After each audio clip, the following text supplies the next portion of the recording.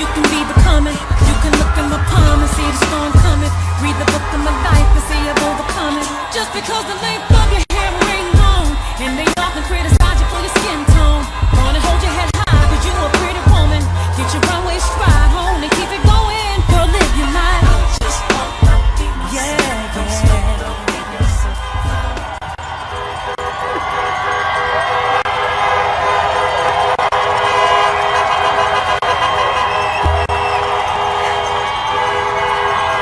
Good evening. Good evening. Good evening. Good evening. Thank you. Thank you. Good evening. So, thank you. Good evening. So, Congressman John Lewis, before his passing, wrote, "Democracy is not a state, it is an act." And what he meant was that America's democracy is not guaranteed. It is only as strong as our willingness to fight for it.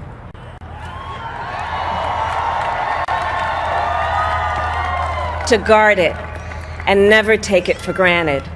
And protecting our democracy takes struggle, it takes sacrifice, but there is joy in it, and there is progress, because we, the people, have the power to build a better future.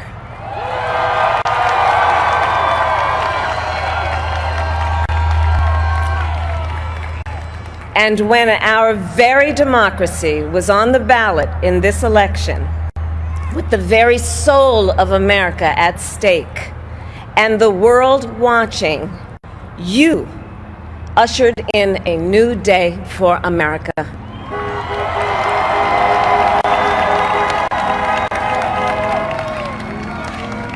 To our campaign staff and volunteers, this extraordinary team, thank you for bringing more people than ever before into the democratic process.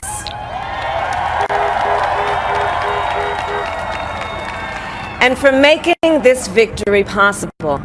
To the poll workers and election officials across our country who have worked tirelessly to make sure every vote is counted, our nation owes you a debt of gratitude.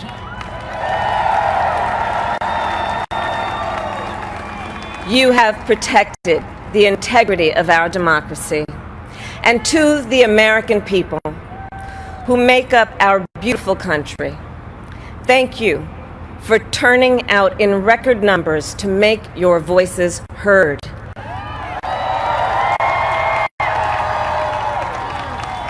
And I know times have been challenging, especially the last several months.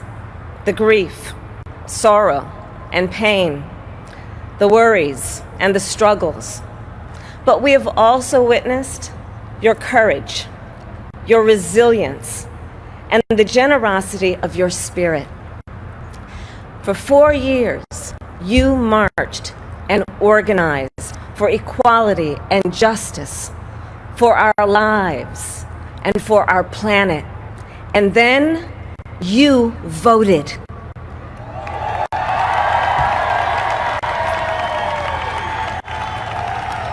And you delivered a clear message.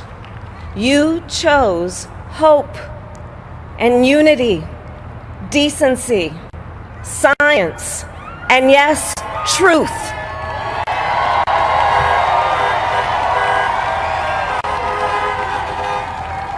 You chose Joe Biden as the next president of the United States of America.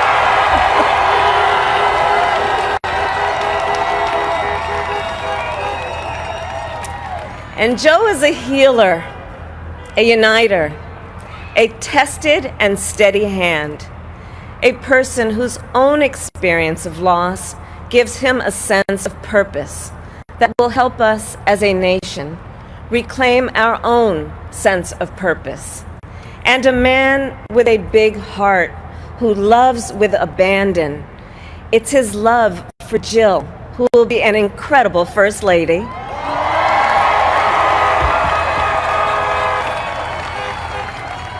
It's his love for Hunter and Ashley and his grandchildren and the entire Biden family.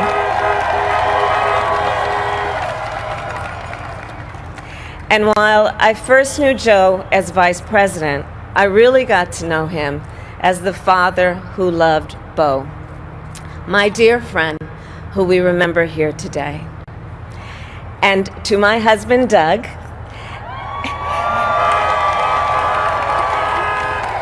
and our children, Cole and Ella, and my sister Maya, and our whole family, I love y'all more than I can ever express.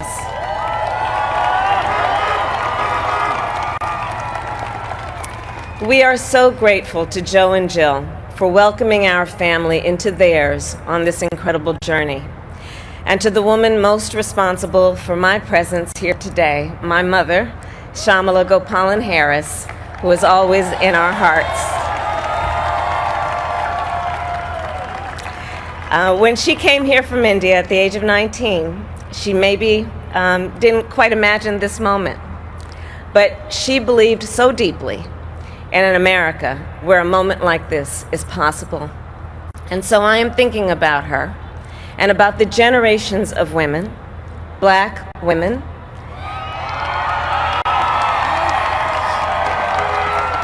Asian, white, Latina, Native American women who throughout our nation's history have paved the way for this moment tonight. Women who fought and sacrificed so much for equality and liberty and justice for all, including the Black women who are too often overlooked, but so often prove they are the backbone of our democracy.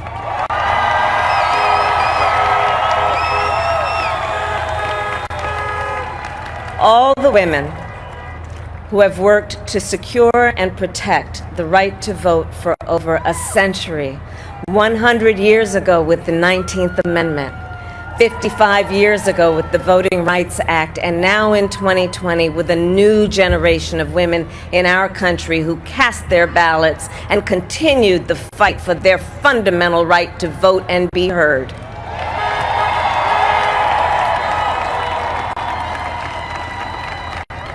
Tonight I reflect on their struggle, their determination, and the strength of their vision to see what can be unburdened by what has been. And I stand on their shoulders.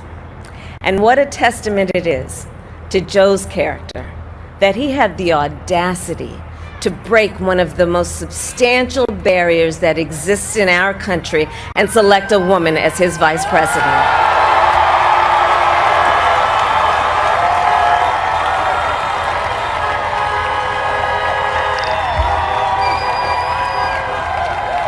But while I may be the first woman in this office, I will not be the last.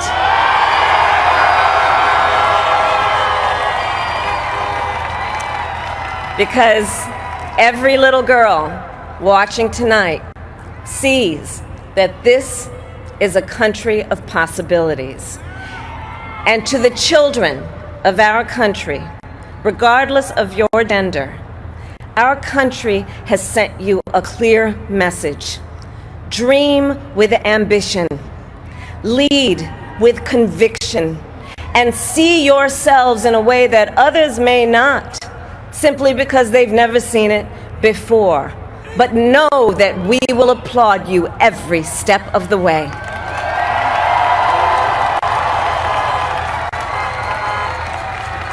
And to the American people, no matter who you voted for, I will strive to be a vice president, like Joe was to President Obama, loyal, honest, and prepared, waking up every day thinking of you and your family.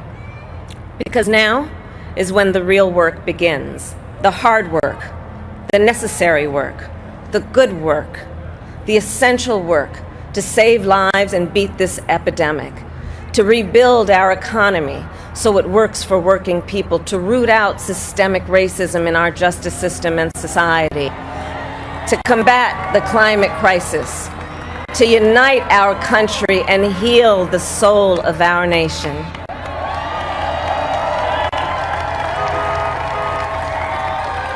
And the road ahead will not be easy, but America is ready, and so are Joe and I.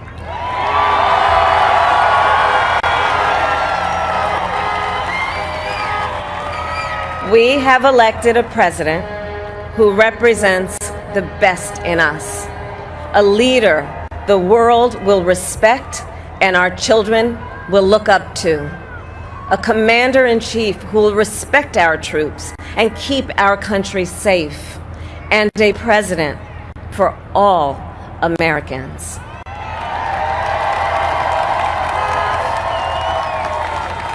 And it is now my great honor to introduce the President-elect of the United States of America, Joe Biden.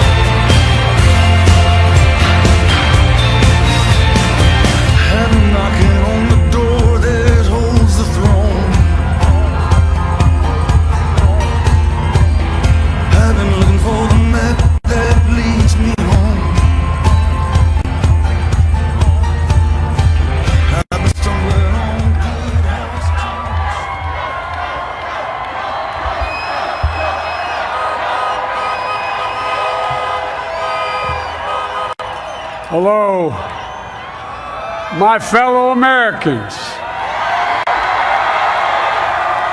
and the people who brought me the dance, Delawareans. I see my buddy Senator Tom Carper down there, and I think Senator Coons is there, and I think the governor's around. Is that Ruth Ann? And that former Governor Ruth Ann Minner. Most importantly, my sisters-in-law and my sister Valerie. Anyway. Folks, the people of this nation have spoken.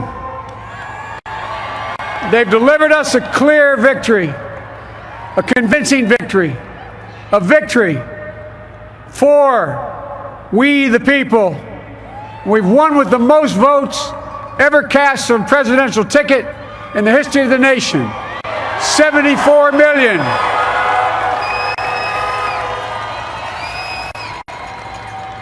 What I must admit has surprised me.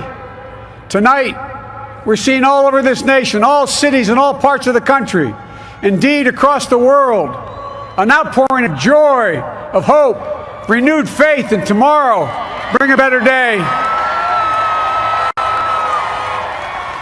And I'm humbled by the trust and confidence you placed in me. I pledge to be a president who seeks not to divide, but unify, who doesn't see red states and blue states, only sees the United States. And work with all my heart, with the confidence of the whole people, to win the confidence of all of you. And for that is what America, I believe, is about.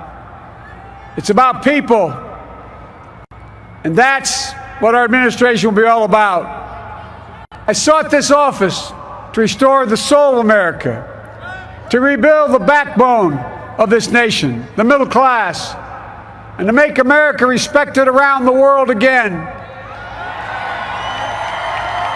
and to unite us here at home. It's the honor of my lifetime that so many millions of Americans have voted for that vision. And now, The work of making that vision is real. It's a task, the task of our time. Folks, as I said many times before, I'm Jill's husband. And I would not be here without her love and tireless support of Jill and my son Hunter and Ashley, my daughter, and all our grandchildren and their spouses and all our family. They're my heart. Jill's a mom, a military mom, an educator, and she has dedicated her life to education. But teaching isn't just what she does, it's who she is. For American educators, this is a great day for y'all.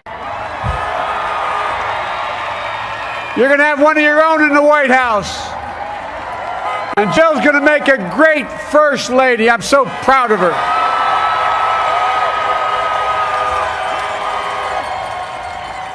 And I'll have the honor of serving with the fantastic Vice President who you just heard from, Kamala Harris,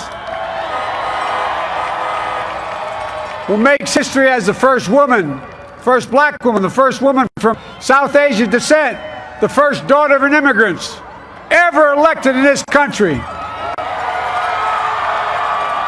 Don't tell me it's not possible in the United States. It's long overdue. And we're reminded tonight of those who fought so hard for so many years to make this happen. But once again, America's bent the arc of the moral universe more toward justice. Kamala, Doug, like it or not, your family, you become an honorary Biden, there's no way out. All those of you who volunteered and worked the polls in the middle of this pandemic, local elected officials, you deserve a special thanks from the entire nation. And to my campaign team and all the volunteers and all who gave so much of themselves to make this moment possible, I owe you. I owe you. I owe you everything.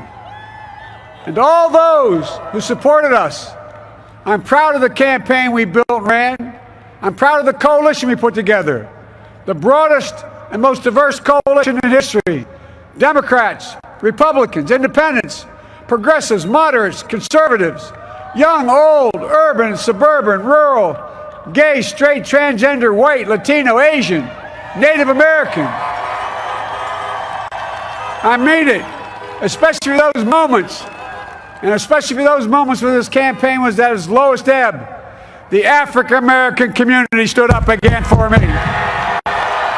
You've always had my back, and I'll have yours.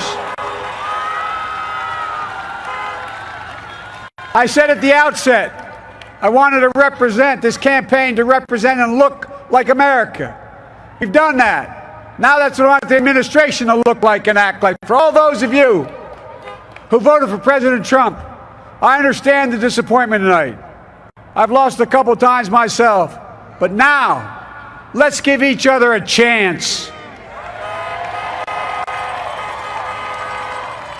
It's time to put away the harsh rhetoric, lower the temperature, see each other again, listen to each other again. And to make progress, we have to stop treating our opponents as our enemies. They are not our enemies. They are Americans. They're Americans. The Bible tells us to everything there's a season, a time to build, a time to reap and a time to sow, and a time to heal. This is the time to heal in America.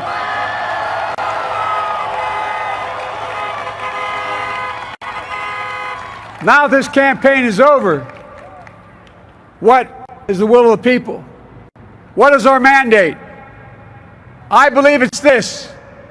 Americans have called upon us to marshal the forces of decency, the forces of fairness, to marshal the forces of science and the forces of hope in the great battles of our time.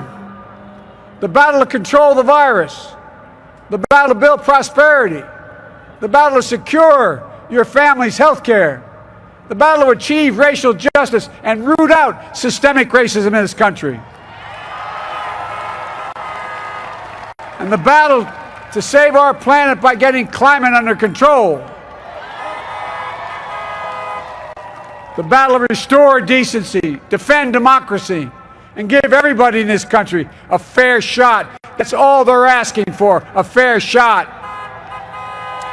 Folks, our work begins with getting COVID under control. We cannot repair the economy, restore our vitality, or relish life's most precious moments, hugging our grandchildren, our children, our birthdays, weddings, graduations, all the moments that matter most to us until we get it under control.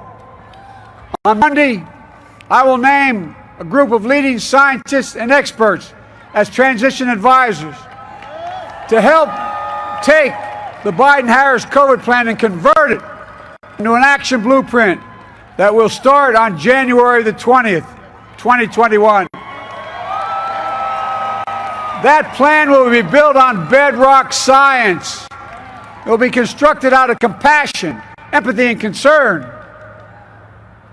I will spare no effort, none, or any commitment to turn around this pandemic. Folks, I'm a proud Democrat, but I will govern as an American president. I'll work as hard for those who didn't vote for me as those who did. Let this grim era of demonization in America begin to end here and now. The refusal of Democrats and Republicans to cooperate with one another, it's not some mysterious force beyond our control. It's a decision, a choice we make. And if we can decide not to cooperate, then we can decide to cooperate. And I believe that this is part of the mandate given to us from the American people. They want us to cooperate in their interest. And that's the choice I'll make. And I'll call on Congress, Democrats and Republicans alike, to make that choice with me. The American story is about slow yet steadily widening the opportunities in America. And make no mistake, too many dreams have been deferred for too long. We must make the promises of the country real for everybody, no matter their race, their ethnicity, their faith, their identity, or their disability. Folks, America has always been shaped by inflection points, by moments in time where we've made hard decisions about who we are and what we want to be. Lincoln in 1860, coming to save the Union. FDR in 1932, promising a beleaguered country a new deal. JFK in 1960, pledging a new frontier. And 12 years ago, when Barack Obama made history, he told us, yes, we can. Well, folks, we stand at an inflection point. We have an opportunity to defeat despair, to build a nation of prosperity and purpose. We can do it. I know we can. I've long talked about the battle for the soul of America. We must restore the soul of America. Our nation is shaped by the constant battle between our better angels and our darkest impulses. And what presidents say in this battle matters. It's time for our better angels to prevail. Tonight, the whole world is watching America. And I believe at our best, America is a beacon for the globe. We will lead not only by the example of our power, but by the power of our example.